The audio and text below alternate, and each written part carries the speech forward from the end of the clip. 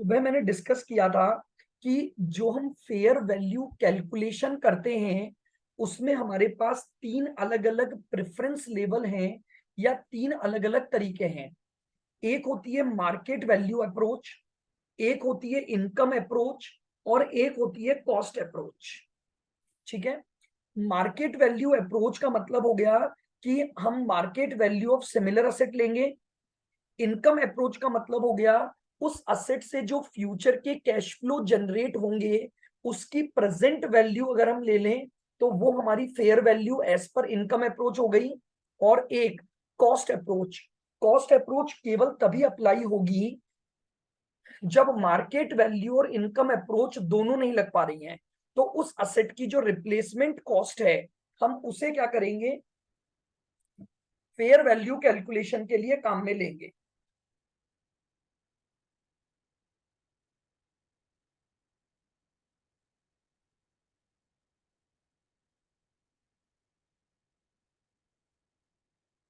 अब लिखेंगे rule number 2।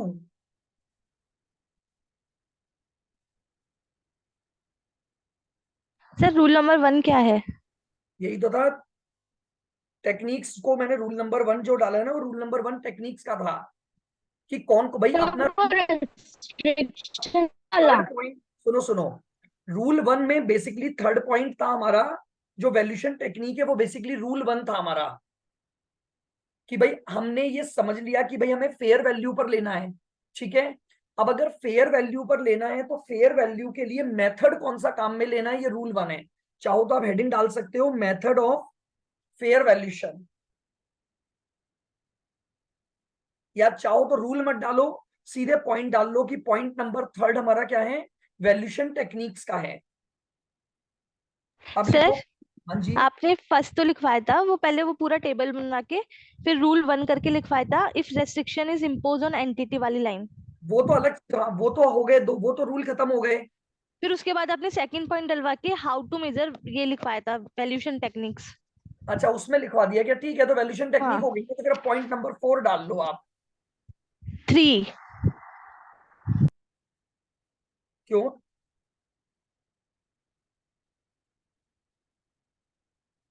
3 हो गया ना फिर वैल्यूएशन टेक्निक तो। कोई बात नहीं, अब जो भी नंबर है अपन नंबर पर झगड़ा नहीं करेंगे। तो हाँ। लिखो,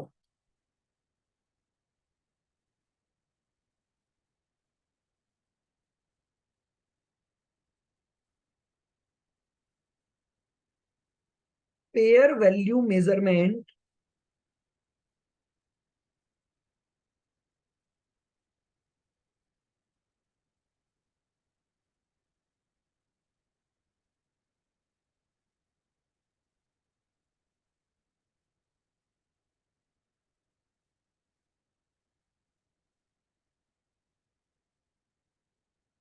must be, fair value measurement must be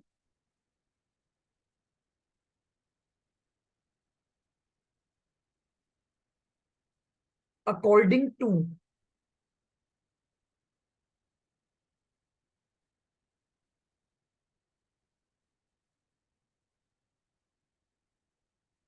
a point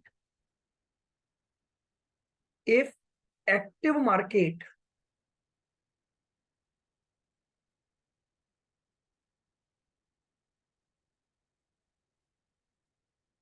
is available for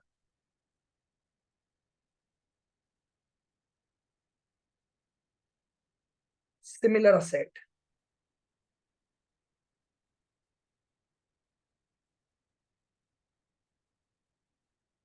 for similar asset।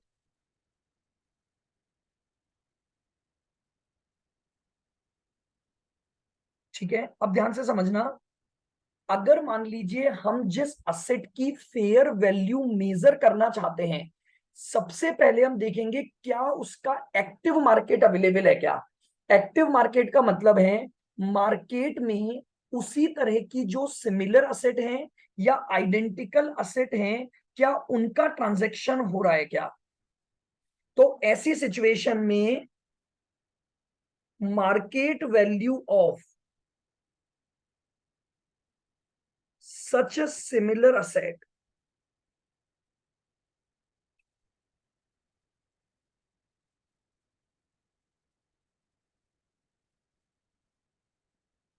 must be considered.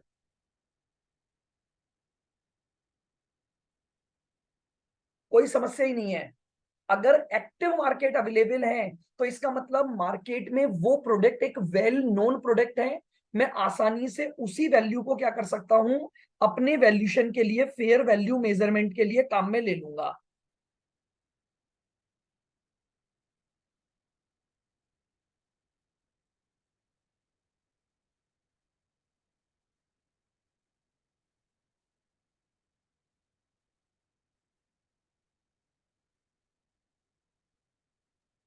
Case B, if active market is not available, case B, if active market is not available,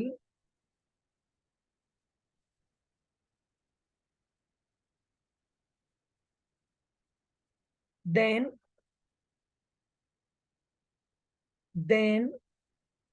estimate maximum sale price,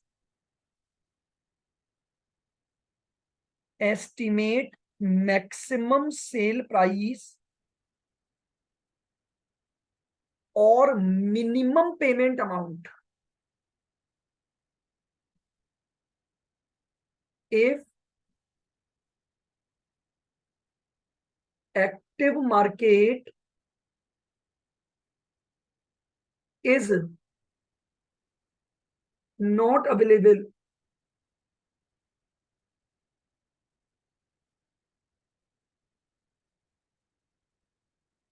then maximum sale price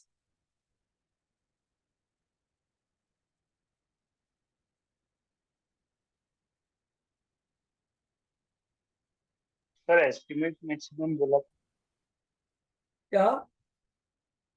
estimate maximum बोला था ना। हाँ, estimate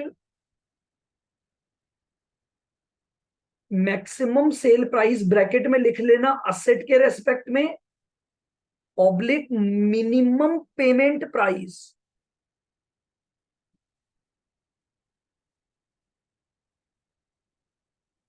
minimum payment price liability के respect में of most advantageous market,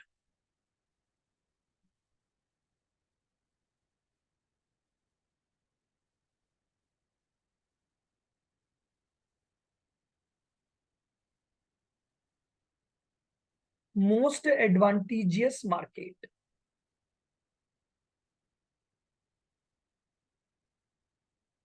ठीक है, तो ये बोल रहे हैं कि जो फेयर मेजरमेंट है वो अकॉर्डिंग टू एक्टिव मार्केट चलता है। अगर एक्टिव मार्केट अवेलेबल है तो कोई इशू नहीं है, आप सिमिलर असेट की जो प्राइस है वो ले लो। अगर कुछ एडजस्टमेंट करने को क्वेश्चन बोले कि भाई उसमें के बदले में हमने इतना किया, कुछ उसको कैश दिया, तो वो एडजस्ट हो जाएगा। और अगर एक्टिव मार्केट अवेलेबल नहीं है तो मोस्ट एडवांटेजियस मार्केट में असेट की जो मैक्सिमम सेल प्राइस मिल रही है उसे हम फेयर वैल्यू मेजरमेंट करेंगे। और अगर लाइबिलिटी की बात कर रहे हैं तो minimum payment price for the liability को हम क्या करेंगे, कंसीडर करेंगे।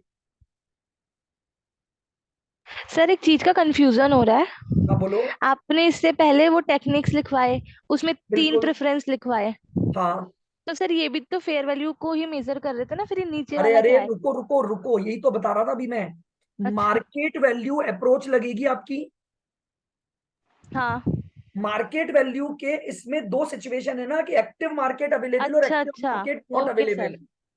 भाई ये दोनों तो बिल्कुल अलग अप्रोच हो गई। भाई हम्म। इनकम अप्रोच में तो सीधी सी बात है, जो भी मुझे फ्यूचर के कैश फ्लो जनरेट होंगे मैं उसकी पीवी ले लूंगा, है ना। Yes sir. तो यहाँ पर मार्केट का कोई रोल नहीं है। कॉस्ट अप्रोच बिल्कुल अलग हो गई। कॉस्ट अप्रोच ये बोल रही है चूंकि आपके पास मार्केट और इनकम अवेलेबल नहीं है तो उसकी रिप्लेसमेंट प्राइस पर चले जाओ, ठीक है। अब जब मार्केट वैल्यू अप्रोच लगेगी तो मार्केट दो तरीके के हो सकते हैं, एक उसका एक्टिव मार्केट और एक एक्टिव मार्केट का न होना, ठीक यस है। सर, अब आ गया। हाँ। हाँ, एक मतलब हो गया बहुत आराम से उसकी ट्रेडिंग हो जाती है, उसको मार्केट में आसानी से खरीदा और बेचा जा सकता है, उसे हम बोलते हैं एक्टिव मार्केट का होना। और एक्टिव मार्केट नहीं है तो मोस्ट एडवांटेजियस मार्केट की मैक्सिमम सेल प्राइस असेट के रेस्पेक्ट में और मिनिमम पेमेंट प्राइस लाइबिलिटी के रेस्पेक्ट में ली जाएगी।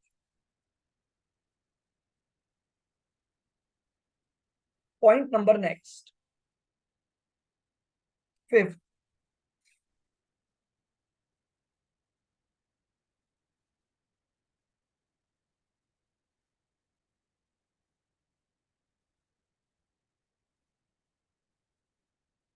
whenever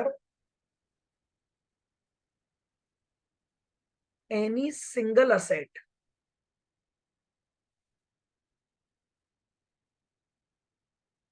whenever any single asset oblique liability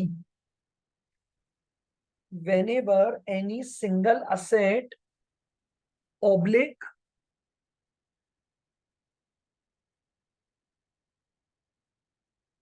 liability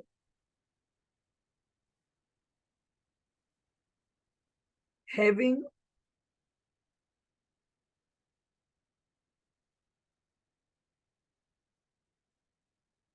independent nature या oblique independent value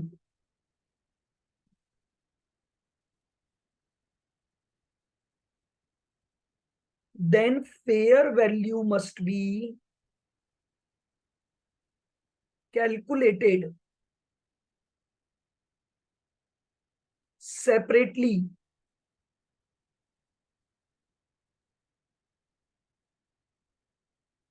for each asset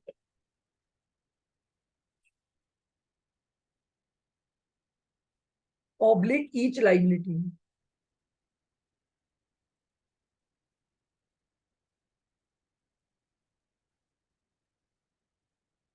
समझना ये क्या बोल रहा है, ये बोल रहे हैं जिस असेट का हम फेयर वैल्यू मेजरमेंट कर रहे हैं ना, वो इंडिपेंडेंट नेचर है, यानी किसी के साथ डिपेंडेंट या ग्रुप में जुड़ी हुई नहीं है, उसका इंडिपेंडेंट वैल्यूशन संभव है, तो फिर फेयर वैल्यू हर असेट का और हर लाइबिलिटी का आपको सेपरेट सेपरेट कैलकुलेट करना है। नेक्स्ट पॉइंट, सर साथ में एग्जांपल भी बता दिया करो। भाई जैसे मान लो फॉर एग्जांपल मैं बोलूं ये मेरी मशीन 1 है, ये मशीन 2 है, ये मशीन 3 है। क्या ये मशीन अगर सेपरेट है तो इसकी एक सेपरेट आइडेंटिटी हो गई। हाँ। इस जैसे मैं ऐसे ले लेता हूं कि मशीन, अब चलो अभी तो मशीन से समझ लो, फिर मैं एक और एग्जांपल लेता हूं। ये मशीन 2 एक सेपरेट आइडेंटिटी रखती है, इंडिपेंडेंट है, और ये भी हाँ। इंडिपेंडेंट है, तो ये तीनों का जो फेयर वैल्यू मेजरमेंट होगा वो अलग अलग होगा। जैसे एक और एग्जांपल लो, मान लो एक एंटिटी के पास एक तो है ट्रक, ठीक है, एक है प्लांट, और एक है मान लीजिए building.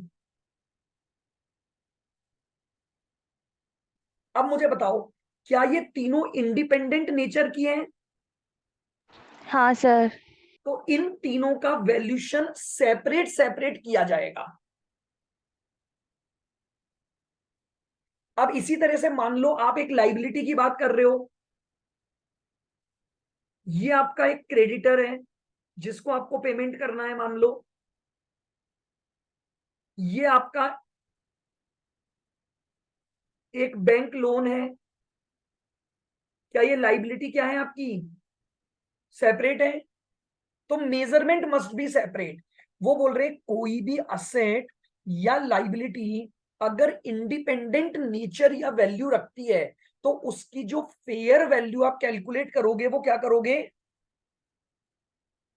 Separately calculate. Separately calculate होगा। लेकिन अगर मान लो सेपरेट नहीं है,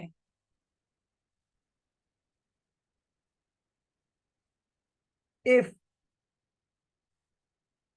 assets are of dependent nature। Sir 6 point है ना ये? हाँ,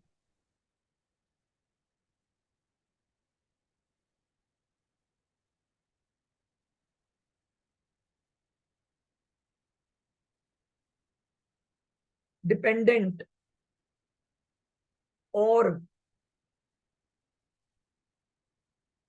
can be considered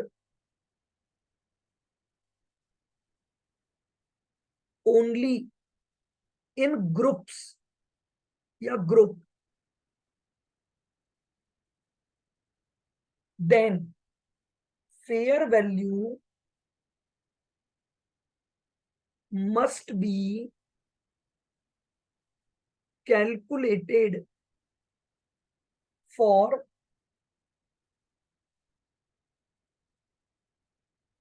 group only। अब ये बोल रहे हैं कुछ असेट ऐसी हैं जिनका केवल ग्रुप में ही वैल्यूएशन हो सकता है, उनकी इंडिविजुअल आपस में कोई वर्थ नहीं है। जैसे मान लो फॉर एग्जांपल, मैंने अपने, मान लो मैं टीचिंग का काम कर रहा हूं, मैंने यहां पर एक कंप्यूटर लगा रखा है और यहां पर एक प्रोजेक्टर लगा रखा है ताकि वो प्रोजेक्शन करे। अब मुझे बताओ, क्या ये दोनों निर्भर है कि नहीं है? ये प्रोजेक्टर तभी काम करेगा, नहीं तो प्रोजेक्टर प्रोजेक्शन करोगे कैसे? क्या ये इसके साथ ग्रुप में है? Yes sir. तो ये बोल रहे हैं कि अब अगर एक ग्रुप ऑफ असेट का आप वैल्यूएशन करना चाह रहे हो, यानी अगर वो ग्रुप में ही, अब जैसे मान लो फॉर एग्जांपल, ऐसा मैंने एक आपको उसमें भी बताया था, इम्पेयरमेंट वाले में भी सीजीयू जो होते हैं, कि यानी जब तक वो एक ग्रुप ऑफ असेट नहीं मिल जाएगा ना, तब तक वो रेवेन्यू जनरेट नहीं कर सकता। याद है कुछ अपन ने इम्पेयरमेंट में सीजीयू का एक कॉन्सेप्ट पढ़ा था, स्मॉलेस्ट ग्रुप ऑफ असेट, भूल हाँ गए? सर। तो उसी तरह से ये बोल रहा है, अगर आपका एक ग्रुप ऑफ असेट है जो ही केवल वैल्यूड हो सकता है, क्योंकि वो असेट एक दूसरे से इंडिपेंडेंट नहीं है, वो एक दूसरे के साथ डिपेंडेंट हैं, तो फिर उनका फेयर वैल्यूएशन पूरे ग्रुप का किया जाएगा। उसका वैल्यूएशन फिर हम इंडिविजुअल असेट वाइज ना करके क्या करेंगे, ग्रुप वाइज उसका ग्रुप वाइज वैल्यूएशन करेंगे। करेंगे।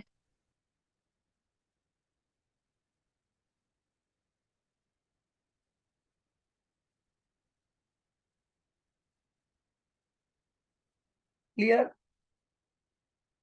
हाँ सर। बस यही आपके पॉइंट थे इंडेस 113 के फेयर वैल्यू मेजरमेंट।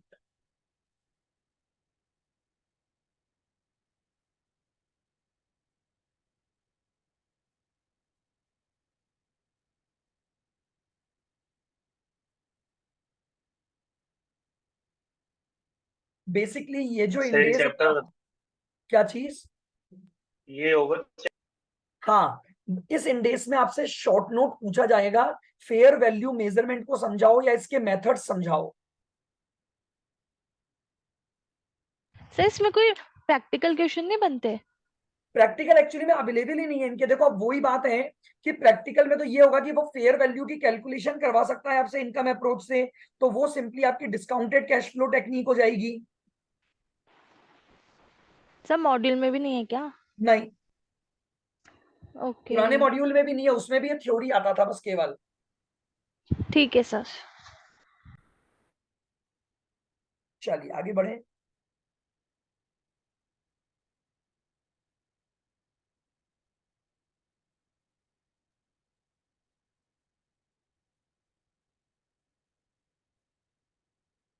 एक और थ्योरी का इंडेस है, इंडेस 112।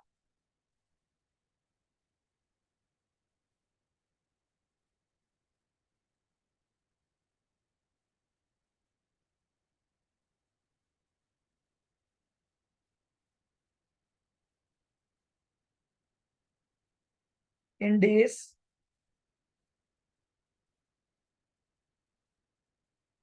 एक तेरे मॉड्यूल में कहाँ है, मिल रहा ही नहीं है। कौन सा 112।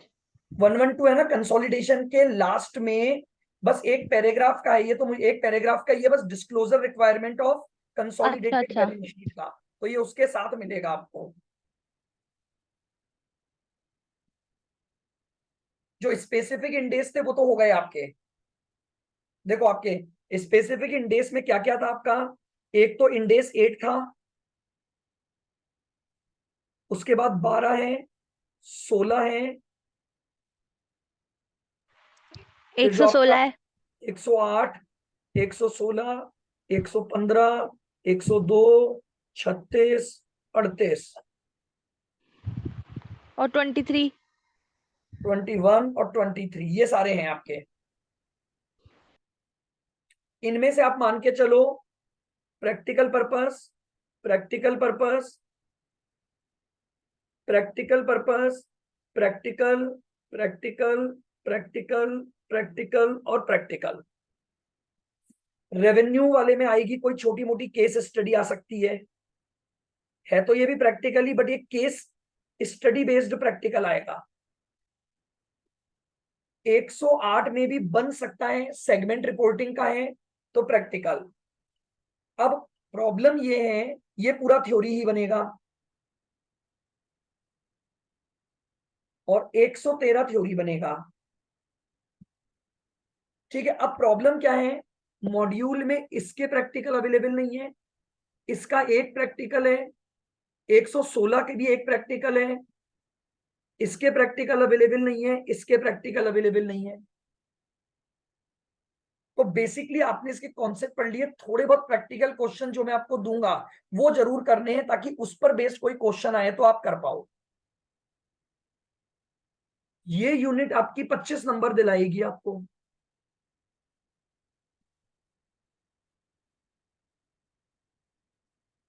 सर ये 115 में से केस स्टडी कैसी? केस स्टडी जो अपन अभी कर रहे थे ना आज सुबह, रेवेन्यू रिकॉग्निशन की, हाँ। बस निकलवाएगा तो अमाउंट ही कि रेवेन्यू को रिकॉग्नाइज करो, या छोटे मोटे क्वेश्चन देकर एंट्री मांग लेगा।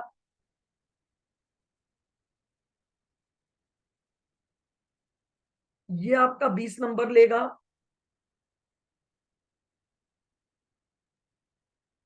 ये आपका 16 नंबर लेगा।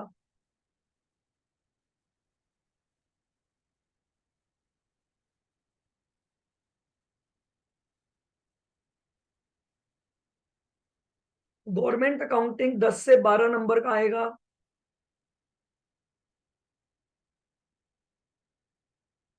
वैल्यूएशन 8 से 10 नंबर का आएगा। सर मतलब अगर हम रिवीजन करना शुरू करें तो सबसे पहले 103 करें फिर 110। बिल्कुल। सर स्टार्टिंग से नहीं करें मतलब, क्योंकि स्टार्ट कुछ कॉन्सेप्ट तो उसमें भी आ रहे हैं ना, जैसे शेयर बेस्ड पेमेंट वगैरह के। नहीं नहीं, देखो अगर आपको और रिवीजन करना है तो वो तो जिस ऑर्डर में मैंने पढ़ाया उसमें करो फिर आप, क्योंकि 102 हाँ का सर। ओके। कॉन्सेप्ट। हाँ वो आप रिवीजन, या फिर आप एक काम कर सकते हो कि जैसे पहले इनको कर लो, इनका कहीं और बीच में यूज नहीं आएगा, इसमें 102 भी ऑटोमेटिकली कवर हो गया। सर लेकिन कौन सा पहले सर? पहले तो 103 और यही सही रहेगा क्योंकि फिर इसमें भाई इतने सारे टॉपिक है। फिर आप सुनो मैं बताऊं, अब ये एक बार पहले आपको देखो मैं पेपर पैटर्न करता, ये कितने मार्क्स हो गए एक बार जोड़ो आप ये सारे, 25 प्लस 20 प्लस 16 प्लस 10 प्लस 8,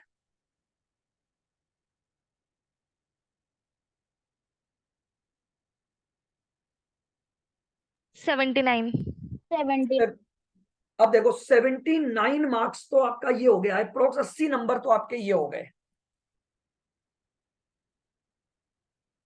ठीक है, अब आगे बढ़ते हैं। तो आपके दो टॉपिक इसमें नए जुड़े हैं, 100% मान के चलो उसका प्रैक्टिकल आएगा, जो है आपका वैल्यू एडेड, ईवीए और एमवीए। ये 2022 के सिलेबस में नया जुड़ा है। सर एक और भी तो था ना, वो भी तो नया जुड़ा था, नाम याद नहीं आ रहा। गवर्नमेंट। एचआरए, सर मुझे याद नहीं आ रहा। नहीं अब मैं बता रहा हूं ना, अब तो वो समझो, आपको 60+ अगर लाने हैं ना तो बहुत आराम से आएंगे, बट ये कि रिवीजन को एक प्रॉपर, अब जैसे ये जो टॉपिक है ना टोटली न्यू जुड़ा है, मैं मानता हूं 100% मान के चलो नया जोड़ने का कॉन्सेप्ट इसलिए है, वो इसका क्वेश्चन पक्का पूछेंगे। अब मैं मिनिमम से मिनिमम मानता हूं तो ये क्वेश्चन अगर एक छोटा क्वेश्चन देंगे कि अगर ये केवल ईवीए या एमवीए का देते हैं तो 4 से 6 नंबर का देंगे, और अगर ये वैल्यू एडेड का देते हैं तो 8 नंबर का देंगे। बस इससे ज्यादा वर्थ नहीं मिलेगी आपको इसकी। अगर ये ईवीए का क्वेश्चन पूछने पे आएंगे या एमवीए का तो 4 से 6 नंबर का पूछेंगे। अगर ये वैल्यू एडेड का क्वेश्चन मांगेंगे तो 8 नंबर का आएगा। एनबीएफसी 2 नंबर से ज्यादा का नहीं आएगा। बहुत रेयर सिचुएशन है कि ये 2 से कुछ बड़ा क्वेश्चन पहुंचे 6 नंबर में, और जिसमें मात्र एक ही क्वेश्चन है हायर परचेज वाला। वही क्वेश्चन रिपीट होता है बार बार। 2 क्वेश्चन आपको ध्यान होगा मैंने करवाए थे हायर परचेज असेट पर प्रोविजन बनाने के। Yes sir. बस, लेकिन मान के चलो एनबीएफसी की वर्थ मात्र 2 नंबर है। उसके बाद एक क्वेश्चन आएगा आपका इसमें से CSR, sustainability reporting, triple bottom line और इंटीग्रेटेड रिपोर्टिंग। सर ये आपने जो परसों की क्लास में पढ़ाए थे वो है क्या? हाँ, अभी इसमें इंटीग्रेटेड वाला ये बचा हुआ है, ये तो छोटा सा ही है, मतलब है आधे घंटे का ही। मतलब ये मानो इसमें से 100% 6 नंबर का थ्योरी का शॉर्ट नोट आएगा ही आएगा। सर आप इनके प्रिंटेड नोट्स दोगे ना? हाँ, वो हैंड रिटन जिससे मैं पढ़ा रहा हूँ ना, जो हैंड रिटन है, हाँ हाँ हाँ सर। वो एज इट इज दूंगा मैं, हैंड रिटन वाले ही। और सर सर अभी अभी आपने तक कोई सर इशू वो थोड़ी करे हैं? क्या बोल रहे हो? सर कोई सर नोट्स उससे इशू याद थोड़ी करना है ना करे आपने। हैं? 2 जने मत बोलो, एक वापस बोलो। सर वो ऐसे बोल रही है कि आपने नोट्स थोड़ा ना इशू किए हैं अभी तक। नहीं नहीं, वो इसके क्वेश्चन टाइप हो रहे हैं ना, 21, 23 और नहीं 12 सर, के किसी इसलिए। भी किसी के भी मतलब कोई भी नोट्स इशू थोड़ी किए हैं अभी तक। नहीं नहीं, अभी नहीं किए। ठीक है सर। सर इसमें से आपने 3 पढ़ा दिया ना, ये स्टार्टिंग के सीएसआर और ये सब। हाँ, सर ये बिना लेक्चर के अगर वो थ्योरी नोट्स पढ़ेंगे तो आ जाएगा क्या स्टोरी नोट्स समझ? में बिल्कुल आ जाएगा, उसको लेक्चर की आपको ठीक जरूरत है। नहीं है। बहुत प्रॉपर तरीके से मैंने hand written notes easy language में बनाए हैं, वो समझ में आ जाएगा आपको। ठीक है सर। अब कितने मार्क्स हो गए? सर हाँ जी। तो हमको बुक से कुछ पढ़ना है क्या, इसके अलावा ये बताओ। नहीं, बुक से कुछ नहीं पढ़ना आपको। थ्योरी सारी इसमें ही कवर हो जाएगी जो आप। आपके नोट्स में बिल्कुल, आपने लिख दिए सब। हाँ मैंने जो थ्योरी के टॉपिक है वो मैंने नोट्स में कवर कर दिए। जो प्रैक्टिकल है उनमें थ्योरी नहीं आएगी। अब जैसे अपन सोचे कंसोलिडेशन की थ्योरी पढ़े, कोई मतलब ही नहीं है, कंसोलिडेशन का फिक्स्ड है, प्रैक्टिकली आएगा। बिजनेस कॉम्बिनेशन प्रैक्टिकली आएगा। अब मुझे बताओ कितने मार्क्स हो गए? 79 में इसका एक एवरेज ले लेते हैं अपन 6 नंबर। 85, 80। 85 में 6 नंबर और जोड़ दो, 91 प्लस 91 6। हो गए। सर आपने वो नहीं जोड़ा, क्या? ये हायर एनबीएफसी नहीं परचेज जोड़ा असेट्स मैंने, वाला? एनबीएफसी अच्छा नहीं ठीक जोड़ा। है। जोड़ दो 9, मतलब 90 के रब्बा हो गए, 91 भी नहीं तो एक अप्रोक्स मानूं तो ये आपका 90 मार्क्स का पेपर है। प्लस आपको थोड़ा बहुत जो वर्किंग करनी पड़ेगी ना, वो आपका जो पहला क्वेश्चन आएगा 10 एमसीक्यूज, जो आपके 20 मार्क्स होंगे।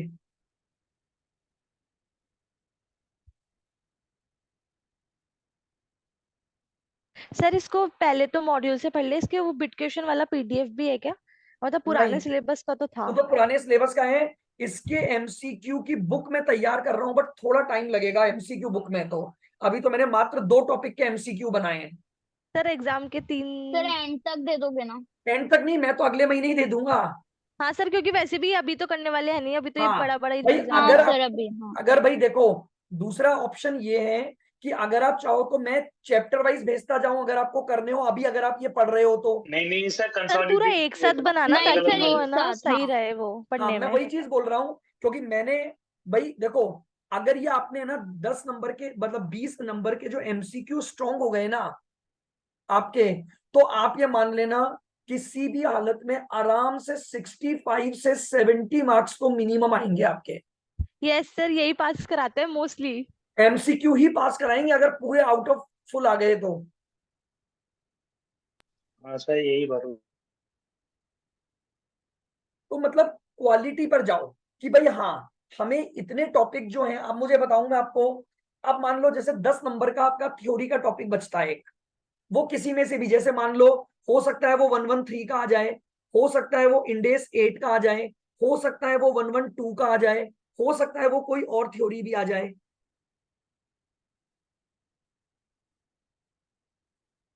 लेकिन एक और चीज भी समझो, अगर वो आते भी है ना, तो भी आपके पास अभी तो 30 नंबर का और प्रैक्टिक मतलब और भी तो है, क्योंकि पेपर तो 132 का आएगा आपका, ये तो अपन केवल 100 का लगा रहे हैं।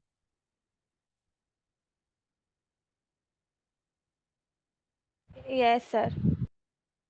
तो मतलब ये है कि आपने अगर इनको बहुत प्रॉपर मैनर में कर लिया ना, तो आपके इस सब्जेक्ट की टेंशन बिल्कुल खत्म है। प्लस ये वाला बस पार्ट, इस पर अच्छे से फोकस करना है बस आपको। सर आप इसको इस तरीके से बना देना, मतलब ना इसमें सारा मतलब हो जाए। हाँ, मैं इसीलिए टाइम मांग रहा हूं। देखो, मैंने 1 मंथ इसीलिए बोला क्योंकि अब बनाने चालू किए हैं ना, तो मैं हर टॉपिक का हर एस्पेक्ट जिसका एमसीक्यू कन्वर्ट हो सकता है, वो मैं सारा कवरेज ले लूंगा इसमें। हाँ सर, आप बना लेना, इसकी तो कोई जल्दी नहीं है, हाँ, मतलब ये आप तो जैसे नॉर्मल है। अभी मैंने बना भी लिए, जैसे कंसोलिडेशन के चालू किए थे मैंने, तो 50 क्वेश्चन बन भी गए उसके ऑब्जेक्टिव।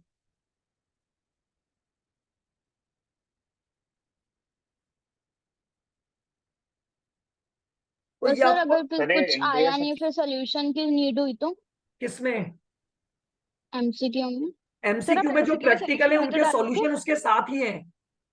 अच्छा, ओके सर। भाई जो थ्योरी के एमसीक्यूज है ना, यस सर। भाई उसका तो आंसर हो गया, प्रैक्टिकल एमसीक्यू का आंसर और नहीं आएगा तो मैं तो यही हूं, मैं कहाँ जा रहा हूँ।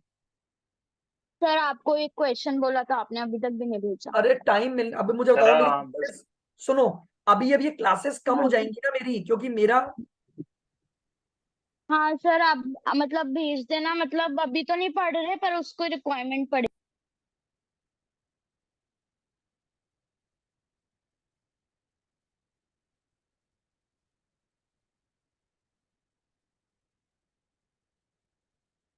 सर कुछ लिखने का है क्या इसमें?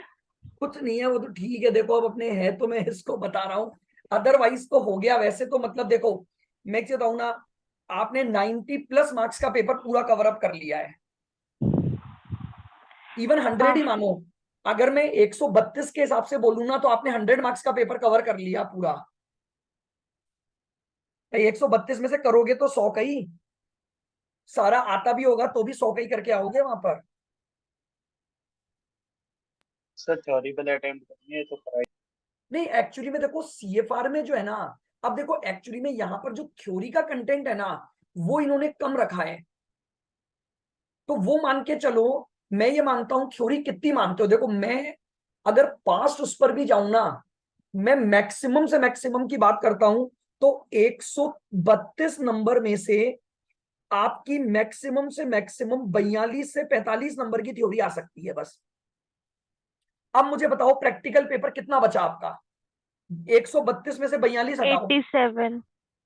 अरे 132 में से 42 हटाओ, 90। 90 मार्क्स का 100% प्रैक्टिकल मिलेगा आपको वहां।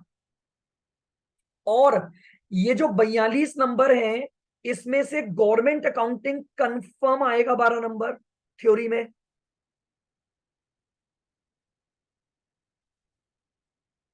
तो यानी आपने अगर सारा प्रैक्टिकल कर लिया और गवर्नमेंट अकाउंटिंग कर ली, तो 100 नंबर का पेपर पूरा मिलेगा आपको वहां, 100% पूरा मिल जाएगा। आ जाओ, लिखो point number 1,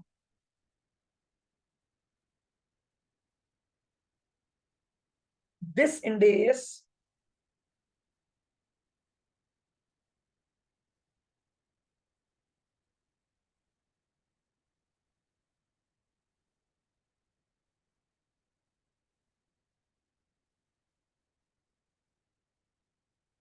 specify disclosure requirements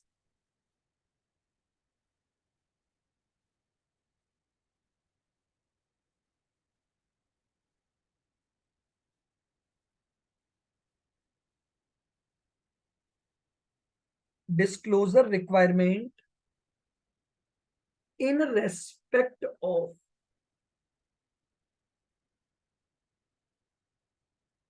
separate financial statement and consolidated financial statement. एक तो बताएगा ये सेपरेट फाइनेंशियल स्टेटमेंट और एक बताएगा consolidated financial statement.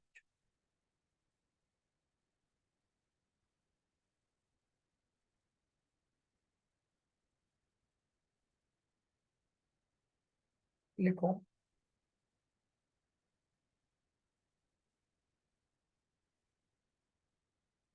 If an entity avail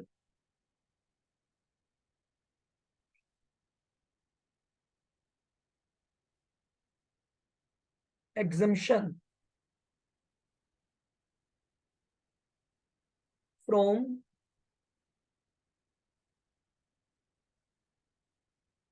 preparing CFS,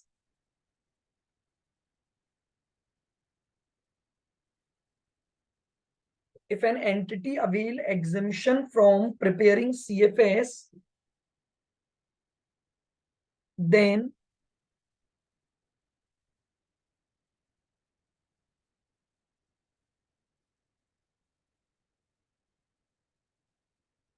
disclosure should be given. Disclosure should be given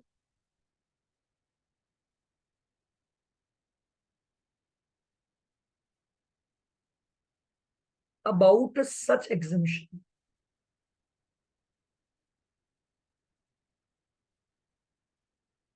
समझना, इंडेस 112 ये बोल रहा है अगर मान लीजिए कोई भी होल्डिंग कंपनी है और उसने एग्जम्पशन ले ली है सीएफएस को बनाने की, तो इस बात को उसे सेपरेटली डिस्क्लोज करना पड़ेगा.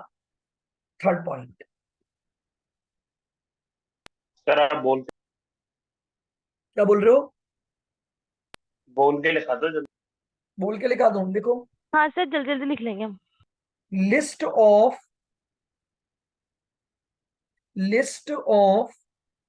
Investment in list of investment in subsidiaries, associates and joint venture must be disclosed separately. Must be disclosed separately. यानी इसका मतलब क्या हुआ समझना.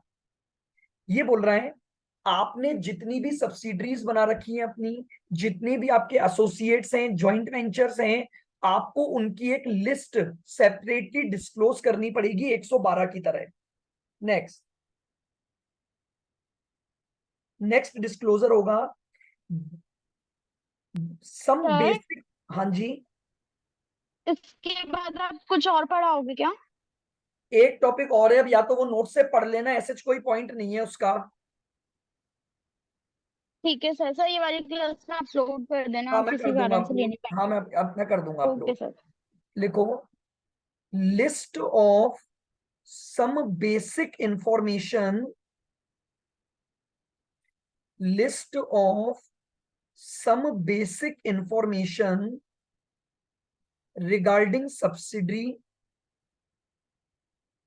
associate and joint venture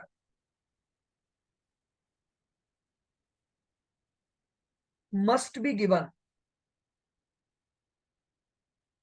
कुछ बेसिक इंफॉर्मेशन आपको डिस्क्लोज करनी पड़ेगी. जैसे पहली बेसिक इंफॉर्मेशन है उसका नाम. लिखो नेम.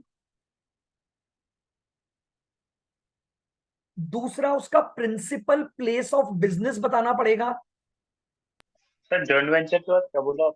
जॉइंट वेंचर क्या, basic information regarding subsidiary, associate और joint venture must be disclose लिख लो।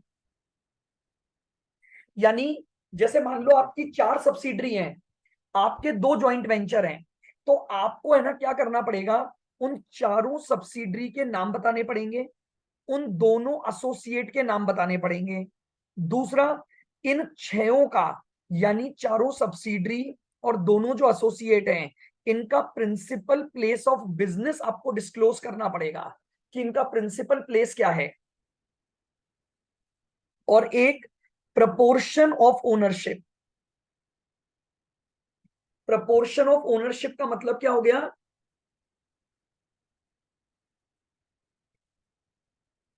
कि आपने उसमें कितना परसेंट होल्डिंग ले रखी है। तो ये 3 बातें आपको अपनी हर सब्सिडरी और अपने हर एसोसिएट के रेस्पेक्ट में बतानी पड़ेंगी।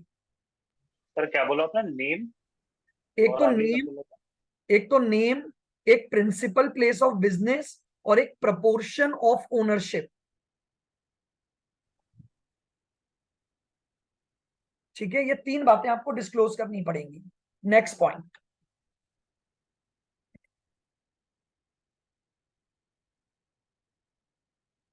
if an entity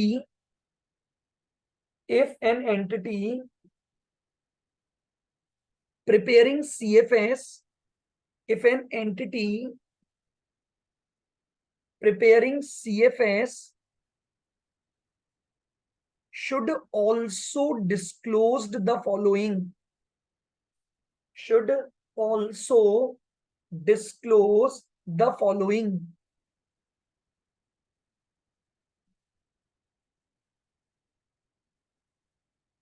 A, name of subsidiary,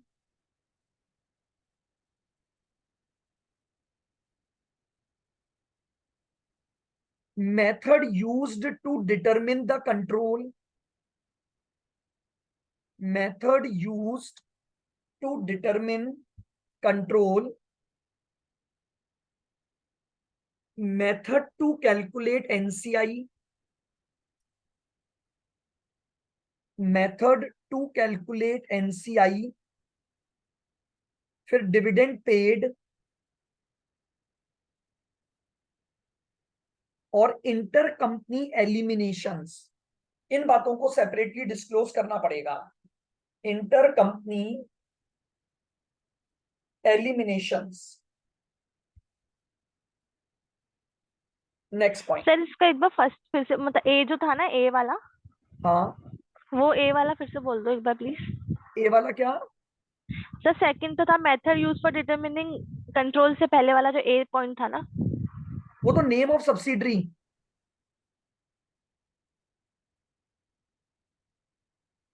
फिर लिखो last point, in respect of associate and joint venture, in respect of associate and joint venture, entity must disclose A, name,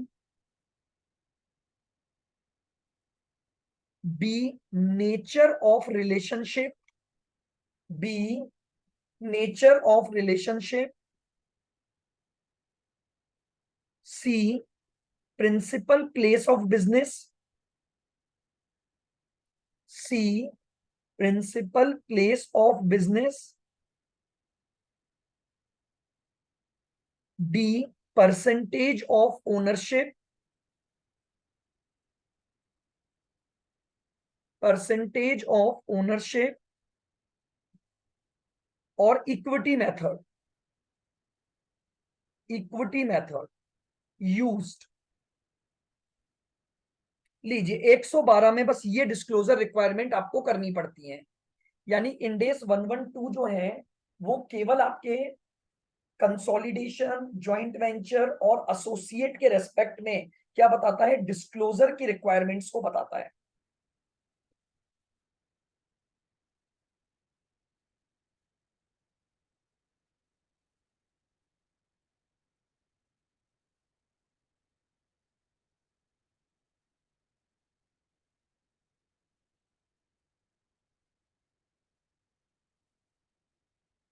ठीक है। Yes sir. अब है ना, एक काम करेंगे हम, मतलब सारा ये आपका हो गया। एक आध टॉपिक वो जो है ना आपका स्टडी नोट में इंटीग्रेटेड वाला, और ये तो बताओ करवाऊं अभी लिखवाऊं, या उसको आप एक बार नोट से पढ़ लोगे, है कुछ भी नहीं पॉइंट में? सर एक बार सर शो कर दे, लिखवाना तो उसमें है ही नहीं, क्या? है ना? सर लिखवाना तो उसमें एक है बार ही नहीं शो। ना। हाँ, क्या तो चीज एक बार दिखाना है? दिखा दो सर। IR। हाँ,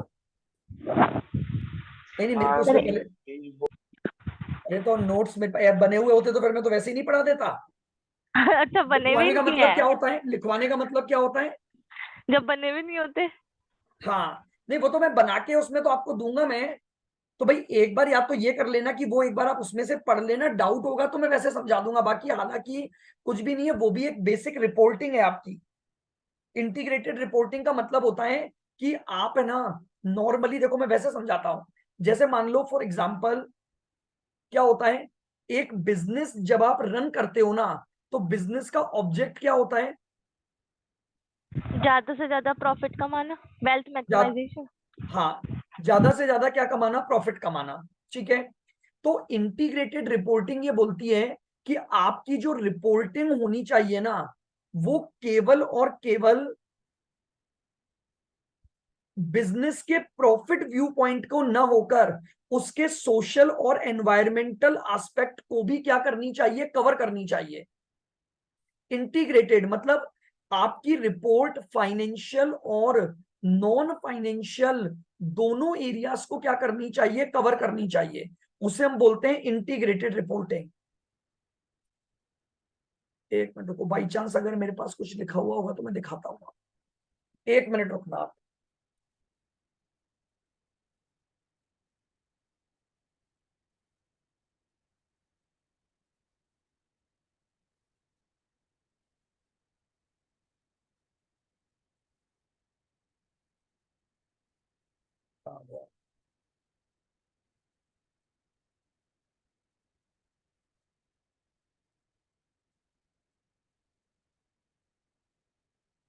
सर मॉड्यूल में तो 6 पेजेस का दे रखा है ये। क्या? अरे मॉड्यूल में। मॉड्यूल में तो इतनी चीजें वो लिखी हुई है जो काम की नहीं है, थ्योरी की कई चीजें तो ऐसी हैं, अच्छा। तो वो नहीं करनी, क्योंकि इतना कितना याद करोगे? सीएफआर में इतना प्रैक्टिकल करने के बाद उतनी थ्योरी याद करोगे क्या? सर हम तो वैसे भी आपके नोट्स ही देखेंगे। हाँ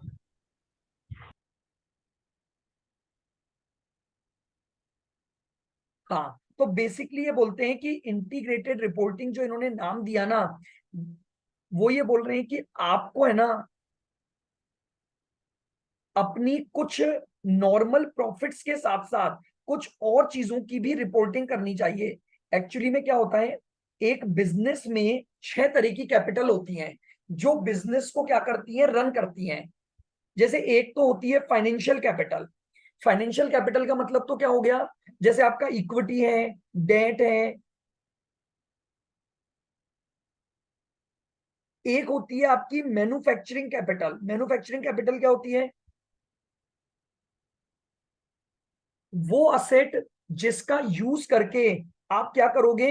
गुड्स और सर्विसेज प्रोड्यूस करोगे, वो आपकी मैन्युफैक्चरिंग कैपिटल है।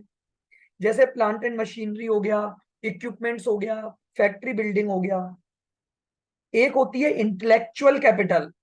इंटेलेक्चुअल कैपिटल का मतलब आपकी जितनी भी इंटेंजिबल असेट्स हैं, पेटेंट, कॉपीराइट, ट्रेडमार्क, इन्हें बोला जाता है इंटेलेक्चुअल कैपिटल। एक होती है human resource capital. Human capital का मतलब क्या हो गया?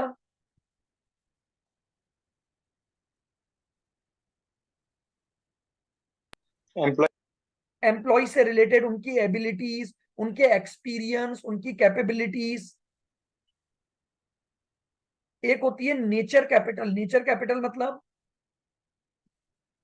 वो रिसोर्सेज जो आपको नेचर ने प्रोवाइड किए हैं, जैसे एयर हो गया, वाटर हो गया, फॉरेस्ट हो गए, मिनरल्स हो गए। इसमें क्या है, बस ये कैपिटल को समझाया गया है और ये बताया है कि इसको हम किस तरह से रिपोर्ट करते हैं बस। सर आप दे देना, हम तो रीड कर लेंगे। हाँ, एक बार रीड कर लेना, कोई दिक्कत नहीं है उसको। ओके सर ये बोटल वाला आपने कल भेजा था क्या? नहीं, नहीं भेजा शायद ये वाला, ये भी मुझे हाँ मेरे ये पास। नहीं भेजा था। हाँ, मैं ये भेज दूंगा एक बार, जो भी ये थ्योरी का पोर्शन है ना, एक बार मेरे हैंड रिटन नोट्स में बना के, और मैं आपको इसमें दे दूंगा, ये जो 2 दिन बाद दे दूंगा ना आपको नोट्स, जिसमें ये प्रैक्टिकल वाले भी हैं। सर। हाँ मतलब है ना, क्योंकि हमें थोड़ा कंफ्यूजन है, तो आप सारे एक बार थ्योरी के एक साथ दे ही देना फिर, या हाँ, तो मैं एक साथ पीडीएफ ही दे दूंगा, देना चाहे पहले। चाहे 2 दिन एक्स्ट्रा लग जाए, लेकिन अब ये जो थ्योरी आएगी ना, वो उसमें इनकॉर्पोरेट करके पूरी एक साथ ही दूंगा मैं आपको, ठीक है। ताकि आप उसको एक बार पढ़ लेना, फिर भी कोई डाउट हो तो पूछ लेना थ्योरी में भी आप। हाँ सर ठीक है। सर CFR खत्म हो गया था। हाँ, और बताओ, और कोई डाउट है अगर सीएफआर को लेकर, तो आप मुझसे भी पूछ लो एक बार।